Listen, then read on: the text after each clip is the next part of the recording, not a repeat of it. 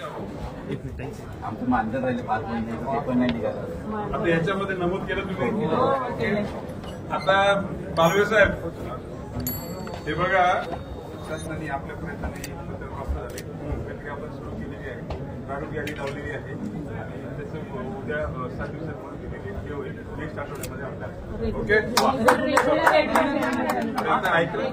आणि आम्हाला सेवा देताना खूप ऑनलाईन काम करत असतात आताचे, मग त्यामुळे आम्हाला शालार्थ आणि सेवा आयडी मिळाली नाही तर आम्हाला ते पुढे प्रोसेस करते. तो संपूर्ण राज्याचा प्रश्न तो आता टेम्पररी द्यायला लागले. आता आमच्याकडे तलाट्याला सेवा बिल त्याच्यामुळे त्या नाकारलेल्या नाही. माझी एकच इच्छा आहे की आजवर लोकांना ठोकळेबाज उत्तर देणारे असाल ना तर त्या अधिकाऱ्यांनी विनम्रपणे सांगतो, मला कुठल्याही शिपायाचा सुद्धा अपमान नाही करायचा आणि माझ्या आयुष्यात मी शिपायाचा सुद्धा अपमान केलेला नाही. सकाळी सांगताना सांगितलं की मी ठाणे जिल्ह्याचा 15 वर्ष पालकमंत्री होतो, म्हणजे त्याच्यात पालघर इन्क्लूड होता. कुठल्याही खासदाराला आमदाराला त्याला 52 सदस्यांची डीपीसी असते, परंतु एकाही लोकप्रतिनिधीला शासकीय अधिकाऱ्याला उर्मटपणे बोलताना मी कधी परवानगी दिलेली नाही. मी त्याला रोखलं. आता त्याच्यामध्ये कोण कोण होते ते मी सांगायची गरज नाही. ठाणे जिल्ह्याचा पालकमंत्री 15 वर्ष म्हणजे बरेच लोक जे आता जे वरिष्ठ झाले सगळे ते होते त्याच्यामध्ये, पण कोणाला त्या ठिकाणी हे शासकीय कर्मचारी सेवक आहेत, आपल्या घरचे घरगडी नाही. त्याच्यातल्या शिपायापासून ते वरिष्ठ सगळ्यांचा सन्मान योग्य केला. आणि हे मी मागे सुद्धा बोलतो, हे कुटुंब आहे आपलं. या जिल्ह्यामध्ये राहणाऱ्या विविध धर्माचे, जातीचे, पंथाचे, वर्णाचे, वर्गाचे हे सगळे घटक आपले आणि त्या व्यथा मांडणे त्यांचं काम आहे. परंतु माझ्या लक्षात आलेलं आहे की या जिल्ह्यामध्ये बऱ्याचशा गोष्टी अबनॉर्मल होत आहेत. अबनॉर्मल ज्या गोष्टी सिस्टीमला धरून नाहीत. आता ज्याला कोणाला तो पत्ता म्हणजे रमीच्या गावामध्ये तो जोकर कोणाला फिट होतो त्याने फिट करून घ्यावा, बरोबर. भविष्यकालामध्ये आणि मी स्पष्टपणे सांगतो, आपण जनताभिमुख त्या ठिकाणी काम करण्यासाठी आलो. मी तुम्हाला एक माझ्या आयुष्यातलं उदाहरण सांगतो. मी मुंबईच्या एका सराईत रोड रॉबरी करणाऱ्या आणि पेट्रोल पंप लुटणाऱ्या घटकाने आमच्या नवी मुंबईतल्या काही अतिशय सुशिक्षित मुलांबरोबर सुसंवाद साधला, त्यांच्याशी दोस्ती केली आणि आमच्या नवी मुंबईतली 3 मुलं आणि ते सराईत गुन्हेगार मुंबईचे नवी मुंबईत आले, पण आमच्या नवी मुंबईतल्या तरुणांनी त्यांची टोटल डेप्थ जाता त्यांची इन्क्वायरी न करता त्यांच्याबरोबर मग एकदा गोव्याकडे जायला निघाले. तर त्याच्यातला जो गुन्हेगार होता क्रिमिनल, त्याने एका पेट्रोल पंपावर जाऊन वेपन काढलं आणि त्यांनी तिथे लूट केली. तर ह्या आमच्या नवी मुंबईतल्या दोन्ही लोकांना ते 3 लोक सैरावेला पडायला लागले. त्याचे ते 2 जण परत त्या गाडीत गेले, पण हे करायला आणि त्याला त्यांनी पकडल्यानंतर पोलिसांनी सांगितले की तुमचा मुलगा असा असा एक पेट्रोल पंपावर रॉबरी करताना पकडला गेला. मी तिथल्या ठाणे अंमलदार जे कोण होते किंवा आपण सिनियर PI म्हणू, त्यांच्याशी संपर्क साधल्यानंतर मी सांगितलं तुम्ही त्याला तुमच्या बरोबर ठेवा, परंतु याच्यावर तुम्ही गुन्हा दाखल करतो. MPSC ची परिषद एक 15 दिवसांमध्ये परिषद जाणार होता. त्या पोलीस अधिकाऱ्यांनी अतिशय गणेश नाईकचं नाव त्याला माहित असेल, म्हणजे मी त्याला आमदार झालो होतो फक्त, त्यानं गुन्हा दाखल केला पण त्या मुलाचं नाव दाखल केलं नव्हतं. त्या मुलाकडून सगळी माहिती घेतली. माहिती घेतली त्या मुलावर NC पण कधी नव्हती. जर का त्या पोलीस अधिकाऱ्यानं मी सांगितल्याप्रमाणे जर त्या ठिकाणी बॅलन्स करण्याचा किंवा तोलमोल केवळ भूमिका घ्यायची भूमिका घेतली नसती तर तो बेगुना तो गुन्हेगार झाला असता आणि MPSC मधून तो परीक्षेला जाऊ शकला नसता, म्हणजे जीवन उद्ध्वस्त झालं. हे आपण आता मंत्री किंवा खासदार आमदार याला काय चार शिंग नाहीत, ही माणसंच आहेत.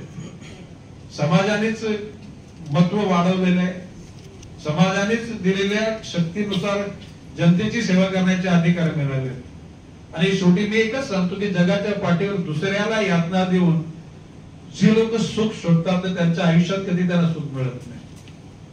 At end of their life they will have to repent. त्यांना पश्चातापच करावा लागणार आहे. आणि म्हणून मी माझ्या या सगळ्या डायसोडून सांगतो की ज्या घटकांना लवचिकतेनं जनसामान्यांच्या सेवेमध्ये राहायचं नसेल तर त्यांनी आपली बदली लवकर करून घ्या डिपार्टमेंट कडून. म्हणजे मी कोणाची तक्रार करावी माननीय मुख्यमंत्र्यांकडे, दोन्ही उपमुख्यमंत्र्यांकडे किंवा संबंधित मंत्र्यांकडे, आणि माझी इच्छा नाही. माझं एवढंच म्हणणं आहे की आपण एकमेकाला समजून घेतलं पाहिजे, त्याच्यातून जनसेवा केली पाहिजे. आणि मी मगाशी म्हटल्याप्रमाणे आम्ही इथे आलोय निर्माणी करण्यासाठी नाही, ही हाऊस आहे. बोडके साहेबांना किंवा आजच्या संपूर्ण भारताच्या राजकारणाच्या इतिहासामध्ये 2000 जनता दरबार घेणारा फक्त एकटा गणेश नाही, कारण ते पण शेवटच्या माणसाला विचारून शिल्लक राहिलाय का. एकही माणूस त्या ठिकाणी थांबलेला आणि त्याचा प्रश्न न सुटलेला. ते माझी विनंती आहे की आता ज्या ज्या खात्याकडे आता संपूर्ण डेटा सगळा बोडके साहेबांच्याकडे आहे, कुठला अर्जदार, त्याचा विषय कुठल्या खात्यामध्ये आहे, त्यांनी पेपर दिलेले आहेत. आता रुटीन स्टाईलची फसलेबाज उत्तर देणारे अधिकारी असतील ना तर त्यांनी ह्या जिल्ह्यातून दुसरीकडे जावं. शेवटी आपल्याला समोर जाऊन लोकांची प्रश्न सोडवण्याकरता पुढे गेलं पाहिजे. ते शासकीय उत्तर सगळ्यांना माहिती आहे,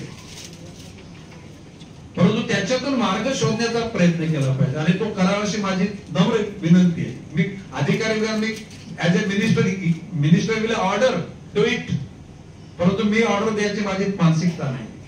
मी माझ्या आयुष्यामध्ये मी कुठल्याही अधिकाऱ्याला तू हे काम योग्य ती कारवाई करावी, म्हणजे चौकटीत राहून तुम्ही स्वतःच्या हाताला दाग न लावता जनसामान्यांना मदत करा. ज्या दिवशी प्रॉपर्टी कार्ड वाटप न करते तिथंच या हॉलमध्ये आलो होतो त्याला संध्याकाळी पालकमंत्री पदाची घोषणा झाली. म्हणजे आता ह्या वेळच्या राजकारणी लोकांना सगळ्या गोष्टी एकदम टप्प्याटप्प्याने मिळाल्या. आमदारकी टप्प्याने मिळाली, मंत्रीपद टप्प्याने मिळालं, खातं टप्प्याने मिळालं, पालकमंत्रीपद टप्प्याने मिळालं. त्याच्यानंतर 26 जानेवारीला मी आलो, त्याच्यानंतर डीपीडीसीला आलो आणि मग 4थी. एकूणच पालघर जिल्हा तसा म्हणजे कमी क्रिमिनल लोकांचा, काय बोललो मी, म्हणजे ज्याला उघड क्रिमिनल कमी लोकांचा.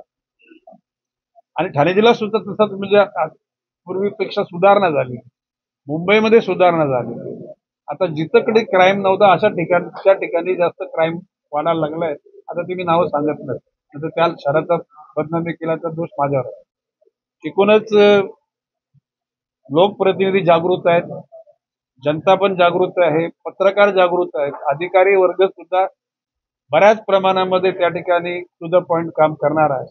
आता आपल्यामध्ये काय कमतरता आहे ते सगळ्यांनी शोधावी. मगाशी म्हटल्याप्रमाणे कुठल्याही शिपायाच्या विरुद्ध सुद्धा मला तक्रार करायची नाही, तर वरिष्ठ अजिबात नाही. परंतु जरा याला समजा या वातावरणाशी समरस होता येणार नसेल तर त्याने आपली सोय करून घ्यावी, आपल्या खात्याच्या मंत्र्यांना सांगून इथून बदली करून घ्यावी. आणि त्यांना जर इथं ऍडजस्ट होणार नसेल तर एरवी सुद्धा म्हणजे स्वतःच्या चांगल्या सोयी करता मला बदली हवी असेल तर माननीय सगळ्या मंत्री महोदयांची माझे चांगले रिलेशन आहेत, माननीय मुख्यमंत्री, दोन्ही उपमुख्यमंत्र्यांची, त्यांची निश्चितपणे सोय करू. सर किती अर्ज आले, किती आज निकाली निघाले? आज टोटल अर्ज झाले 741 आणि ऑन द स्पॉट निघाले 36. 705 बाकी आहेत. ते सगळ्या खात्यांना 1-2 दिवसामध्येच बोडके साहेब त्यांच्याकडे सगळी माहिती देतील आणि 15 दिवसाच्या आतच मध्ये ते रिपोर्ट मागे होतील आणि जसा रिपोर्ट त्यांच्याकडे त्या अर्जदाराला तसं उत्तर पाठवतील आणि एखाद्या महिन्यानंतर म्हणजे अधिवेशन संपल्यानंतर तिथे जनता दरबार होणार. आता त्याच्या पलीकडे प्रत्येक तालुक्याला एक जनता दरबार होणार. म्हणजे मोखाडा, वाडा, विक्रमगड, जव्हार, डहाणू, पालघर, वसई. तर वसईमध्ये तर 2 होतील, म्हणजे मतदारसंघ गणित होतील. एक होईल मूल वसई मतदारसंघामध्ये, नंतर नालासोपारामध्ये. अशा प्रकारची त्या ठिकाणी जनतेला जास्त लांब न येता जनतेच्या जवळ जाण्याचा तो प्रयत्न आहे. तर 24ला आपला जनता दरबार आहे ठाण्यामध्ये, हा पूर्ण ठाण्यासाठी असेल की फक्त आपले मतदारसंघ? नाही नाही नाही नाही नाही, ठाणे जिल्ह्यासाठी आहे. म्हणजे आता तिथे ज्यांची अर्जन्सी आहे त्या लोकांनी ठाण्यात यावं, त्या जनता दरबारामध्ये निवेदनं द्यावीत. परंतु मी ठाणे जिल्ह्यातलं सुद्धा म्हणजे मुरबाडला जाईन, शहापूरला जाईन, भिवंडीला जाईन, भिवंडी ग्रामीणला जाईन, कल्याण ग्रामीण, डोंबिवली, कल्याण पूर्व, भाईंदर, असा एकही तालुका किंवा विधानसभा मतदारसंघ राहणार नाही. आणि शेवटी माझं असं म्हणणं आहे की ह्या आमच्या महायुतीच्या सर्वच मंत्र्यांनी त्या ठिकाणी जर विविध म्हणजे पालघर जिल्ह्यामध्ये प्रत्येक तालुक्यात जावं, ठाणे जिल्ह्यातल्या प्रत्येक तालुक्यात जावं, जेणेकरून जनतेला त्यांची उपलब्धता होईल आणि जनतेची कामं गतीनं होतील. तर वाढवण बंदरच्या भूमी अधिग्रहणाचं काम सुरू आहे, मात्र मोबदला अजून घोषित न झाल्याने शेतकरी समोर आहे. त्याचबरोबर मिटिंग पण झाली साहेबांनी सकारात्मक होतं, ते फक्त डिक्लेअर न झाल्यामुळे अजून ते समोर आहे. बाब अशी आहे की 26 जानेवारीला मी आलो असताना वाढवण बंदरासाठी जे काम करणारे जनरल मॅनेजर हे बोडके साहेबांशी सुसंवाद करून मला भेटले आणि त्यावेळेला त्याने मला निरोप दिला की जे JNPT जे चेअरमॅन आहेत वाघ हे IAS ऑफिसर आहेत, ते मला एकूण भूमिका मांडू इच्छितात. त्या दिवशी मी स्पष्ट म्हटलं की ज्या ठिकाणी हा बंदर होणार आहे, वाढवण बंदर, वाढवण ते गाव दुसरं आहे, वरोर. म्हणजे वरोरच्या लोकांची म्हणणं ते वाढवणच्या ऐवजी वरोर करा. आता ते किती शक्य आहे मला माहित नाही, परंतु जर का ज्या गावामध्ये असेल तर त्या गावाचा मान सन्मान राहायला पाहिजे. परंतु या गोष्टी करताना जसे सकाळी मी केलवा म्हणजे माहीमला गेलो होतो, केलवा आणि सफाल्याच्या मध्ये साधारण 1500 एकरवर एक गारमेंट पार्क येणार आहे. आता तो गारमेंट पार्क येणार आहे, पण तो मला माहित होतो रिलायन्सचा गारमेंट पार्क आहे. मी रिलायन्सच्या व्यवस्थापनाला सांगितलं की या इकडच्या लोकांना एकूण त्या गार्डन जो गारमेंट पार्क आहे तिथे नोकऱ्या तर मिळायला पाहिजेत, परंतु त्यांचं लिव्हिंग स्टँडर्ड पण वाढलं पाहिजे. त्या ठिकाणी शाळा, त्या ठिकाणी हॉस्पिटल, त्या ठिकाणी थिएटर, म्हणजे ज्या एखाद्या शहराच्या लोकांकरता गरजेच्या त्या गोष्टी तिकडे कराव्यात. आणि वाढवण बंदराच्या अनुषंगाने सुद्धा त्या लोकांचं अस्तित्व कायम टिकलं पाहिजे. म्हणजे पैसे आले, पैसे उधळले आणि त्यांचं जीवन जर संपुटात येणार असेल तर मी त्यामध्ये संमत नाही. कारण मी 2दा लँड एफेक्टेड झालेला माणूस आहे. एकदा MIDCला जागा गेल्या, नंतर सिडकोला गेल्या. आणि पैसा ही अशी बाब आहे की एकदा खिच्यात पडल्यानंतर दुसऱ्या कोणाचा सल्ला ना काय ऐकण्याची सोय नसते. तो माणूस स्वतःच्या तंद्रीत असतो आणि मग मोठ्या मोठ्या गाड्या, घोड्या, बंगली, माड्या खर्च कर कर कर कर आणि मग नंतर एके दिवशी संपूर्ण संपलेला असतो. आता आमच्या नवी मुंबईत त्यातल्याच 12.5% अनुषंगानं प्लॉट मिळाले आणि मग लोकांच्याकडे पैसा आला आणि लोकांनी मग त्या 50-50ला देऊन एकेकाकडे 50-50, 100-100 फ्लॅट आहेत. एकेका म्हणजे मोठ्या कमीत कमी 15-20 फ्लॅट